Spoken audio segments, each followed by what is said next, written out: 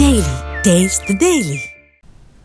సంగారెడ్డి జిల్లాలో కురిసిన వర్షాలకు మంజీరా బ్యారేజ్కి భారీగా ప్రవాహం పోటెత్తింది. శివంపేట బ్రిడ్జ్ వద్ద ప్రమాదకర స్థాయిలో మంజీరా ప్రవహిస్తోంది. దీంతో 1,20,000 క్యూసెక్కుల నీటిని దిగువకు విడుదల చేశారు అధికారులు. ప్రవాహంలో విద్యుత్ స్తంభాలు నీట మునిగాయి. వేల ఎకరాల్లో పంటలు నష్టపోయారు రైతులు. ఏడుపాయల వనదుర్గా భవానీ ఆలయం పైకప్పును తాకుతూ మంజీరా వరద ప్రవహిస్తోంది. అటు పోతంశెట్టిపల్లి ఏడుపాయల మధ్య వాహనాల రాకపోకలను నిలిపివేశారు పోలీసులు.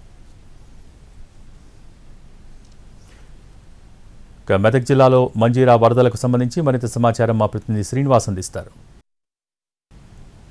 సంగారెడ్డి జిల్లాలో కుండపోత వానలు కురుస్తున్నాయి. దీంతో సంగారెడ్డి జిల్లాలో ఉన్నటువంటి వాగులు వంకలన్నీ కూడా పూర్తిగా పొంగిపోరుతున్నటువంటి పరిస్థితి కనిపిస్తుంది. నేను ప్రస్తుతం మంజీరా నది దగ్గర ఉన్నాను.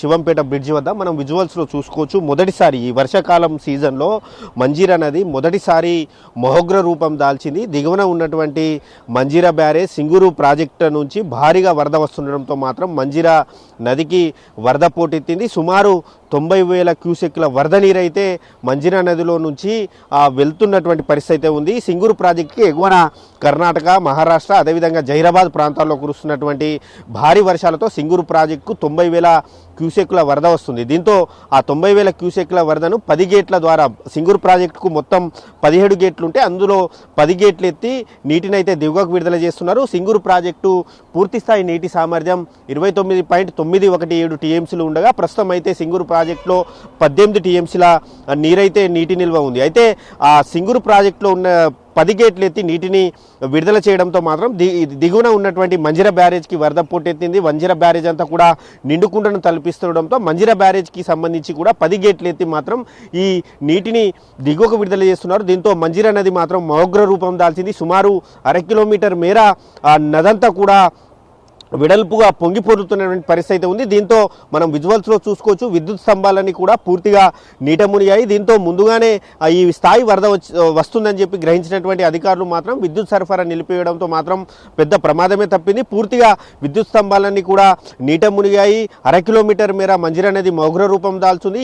ఈ మంజీరా నది అంతా కూడా మెదక్ జిల్లాలో ఉన్నటువంటి ఏడుపాయల ఆలయం వద్ద కూడా మొత్తం పాయలుగా విడిపోయి అక్కడ ఏడుపాయల ఆలయం 15 రోజులుగా కూడా అక్కడ మూతపడే ఉంది. దీంతో అక్కడ కూడా రాజగోపురంలో అమ్మవారి ఉత్సవ విగ్రహానికి పూజలైతే కొనసాగుతున్నాయి. దేవి శరన్నవరాత్రులకు కూడా ఈ మంజీరా నది కాస్త ఆటంకం కలిగించింది. ఇప్పటికే మంజీరా నదికి 90 క్యూసెక్ల వరద వస్తుండడంతో మాత్రం పోతంశెట్టిపల్లి నుంచి ఏడుపాయలకు వెళ్ళేటువంటి దారి ఏదైతే ఉందో ఆ దారిలో బ్రిడ్జిపై నుంచి మంజీరా నది ఉధృతంగా ప్రవహిస్తుండడంతో మాత్రం ఆ దారిని కూడా అధికారులు మూసివేశారు. ఈ మంజీరా నది వరదంతా కూడా దిగువన ఉన్నటువంటి నిజాం సాగర్ ప్రాజెక్టుకు అయితే ఈ వరద నీరంతా వెళ్ళి కలుస్తున్నటువంటి పరిస్థితి. ఇక సంగారెడ్డి జిల్లా విషయానికి వస్తే సంగారెడ్డి జిల్లాలో 2 రోజుల నుంచి ఎడతెరిపి లేకుండా భారీ నుంచి అతి భారీ వర్షాలు కురుస్తూ ఉన్నాయి. దీంతో సంగారెడ్డి జిల్లాలో ఉన్నటువంటి నేషనల్ హైవే 65 ఏదైతే ఉందో 65 అంతా కూడా పూర్తిగా చెరువును తలపిస్తుంది.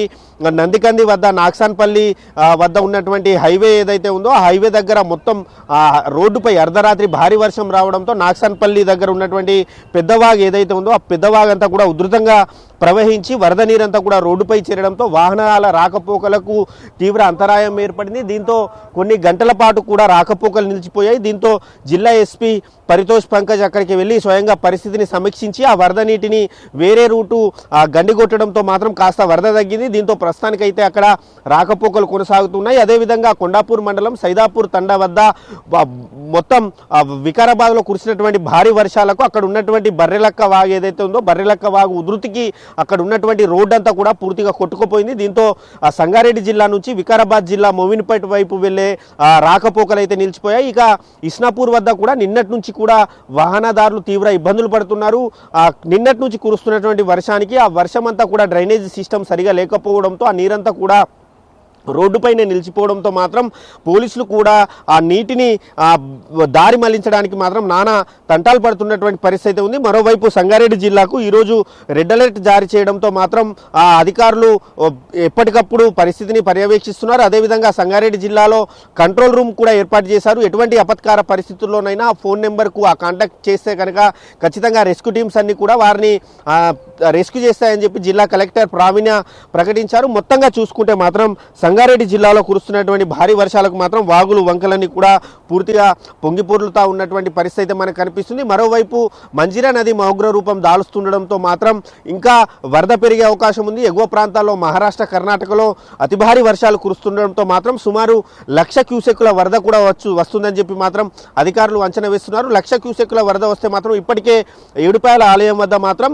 ఆలయం పైకప్పును తాకి మంజీరా నది ఉధృతంగా ప్రవహిస్తుంది, ప్రమాదకర స్థాయిలో ప్రవహిస్తుంది. 1,00,000 క్యూసెక్కుల వరద వస్తే మాత్రం మరోసారి ఏడుపాయల ఆలయం నీట మునిగే పరిస్థితి మనకి ఇక్కడ కనిపిస్తూ ఉంది. కెమెరామ్యాన్ రమేష్తో శ్రీనివాస్, ఎన్టీవీ, ఉమ్మడి మెదక్ జిల్లా.